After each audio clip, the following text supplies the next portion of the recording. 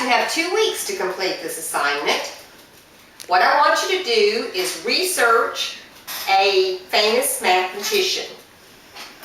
Jordan, you have Paul Erdos.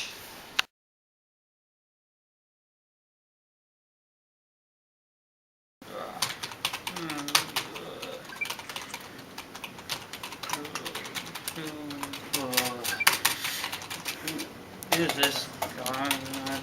What's the point of this?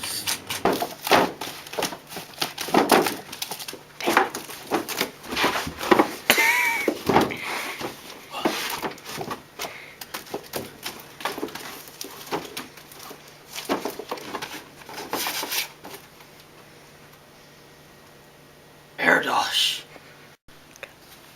When Miss Choate assigned me this project, I was thinking, what in the world am I supposed to do? I didn't see what this had to do with math. I mean, who is Paul Erdos? I don't know. I didn't know. I looked through the internet. I looked at every book I could possibly find. I just couldn't seem to find anything that could help me out. I needed to know more about this man. Then I came across this composition book that helped me figure out the man behind the numbers. May 30th, 1925. Hello, my name is Paul Erdos. Allow me to give you some background on myself. I was born on the 26th of March of the year 1913 in Budapest, Hungary. My mother is Anna Erdos and my father is Lajos Erdos. They are mathematicians. They tell me I can be a mathematician one day as well. That's why I'm homeschooled. That and mother is afraid I'll get sick like my sisters. I do get lonely sometimes when my mother is away and it's just me and that governess. Mother gave me this to put my thoughts in. I'm thinking.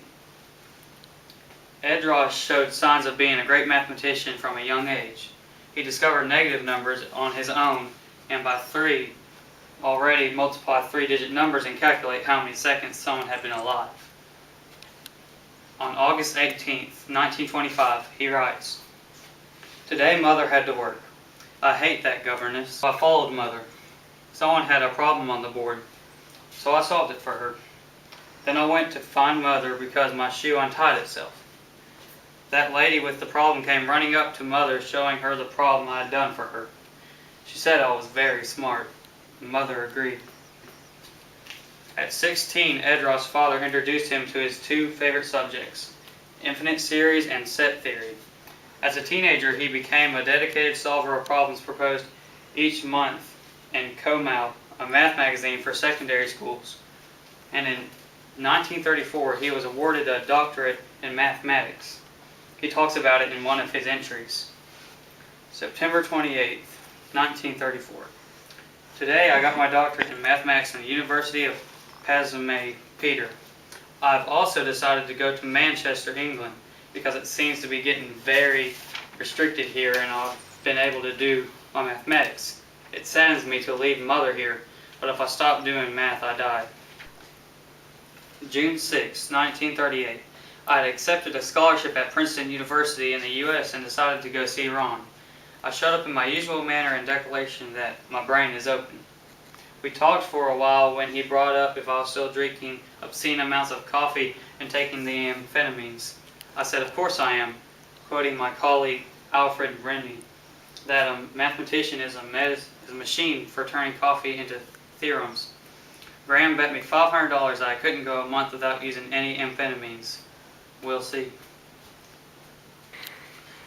July 6, 1938, he writes, I told him I would win that bet. Because of it, many mathematics have been set back a whole month. Before, when I looked at a blank piece of paper, my mind was filled with ideas. Now all I see is a blank piece of paper. September 12, 1955.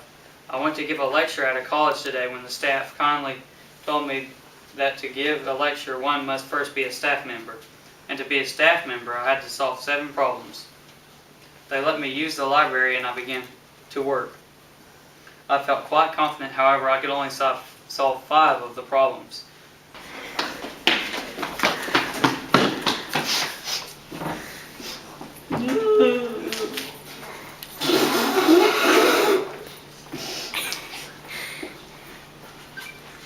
Can I help you?